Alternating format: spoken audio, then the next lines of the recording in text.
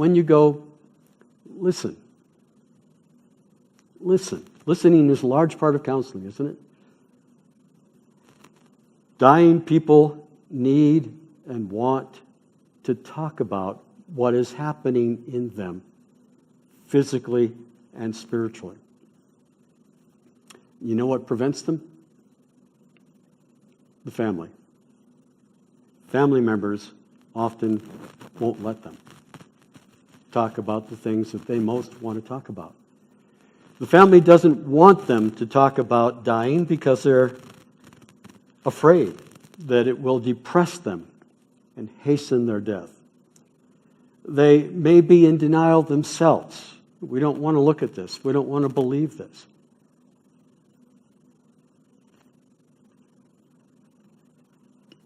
We need to encourage family members to let their dying loved ones speak freely. And if they think they're going to have a problem with that, offer to be with them, to be there if needed. Listen to what people are telling you about their experience and don't presume to know what they are feeling. And then you need to talk. Bring the scripture to bear. Bring words of encouragement. And don't be afraid of purposeful silence. You remember the early chapters of Job, all the things that happened to him. He lost his herds. His kids were killed. His health was broken. Even his wife told him to curse God and die. All of these things came crowding down on him. And Job had friends that came to comfort him. We preachers often joke about Job's comforters. It's kind of proverbial that they were not very comforting. And in truth, in the things that they said, they weren't very comforting. They all kind of had different ways of expressing it, but kind of the same idea. Job, what did you do to deserve all this? You did something. You did something to tick off God. What was it? Come clean. Confess it. And Job's, I don't know. I didn't do anything. I can't think. I'm not a perfect man, but I can't think of anything. Job said, I am a righteous man. Some make a big deal about that as if he is being self-righteous. I don't think he's being self-righteous. I think he's being honest. I don't see anything in my life that I've done that would cause these things to befall me. I'm a righteous man, and the righteous shall live by faith. He's justified by faith. But when Job's friends initially came, the scripture says in Job chapter 2 that they heard about all the troubles that had come upon him.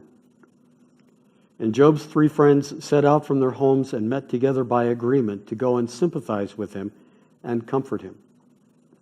When they saw him from a distance, they could hardly recognize him. They began to weep aloud, and they tore their robes, a sign of mourning, and sprinkled dust on their heads.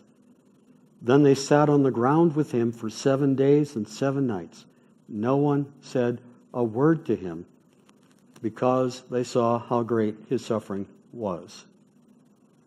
Now, I think when we cast Job's comforters as in a bad light, I think we're missing the point here. These are good friends. They heard about it. They didn't send him a sympathy card.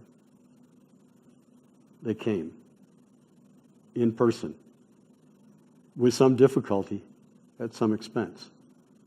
When they saw him, they shared with him in his suffering. They tore their clothes. They put dust on their heads. They wept with him. And then when they came into his presence, they sat on the ground with him for 7 days and 7 nights. They didn't say anything. There weren't words to say. He wasn't ready to hear words anyway. They just sat with him. Now think about it. Do you have any friends who would come and just be with you through a terrible trial for 7 days and 7 nights? Just sit with you. Just be with you. Sometimes silence is sufficient. It's just the fact that you're there. that has meaning to that person.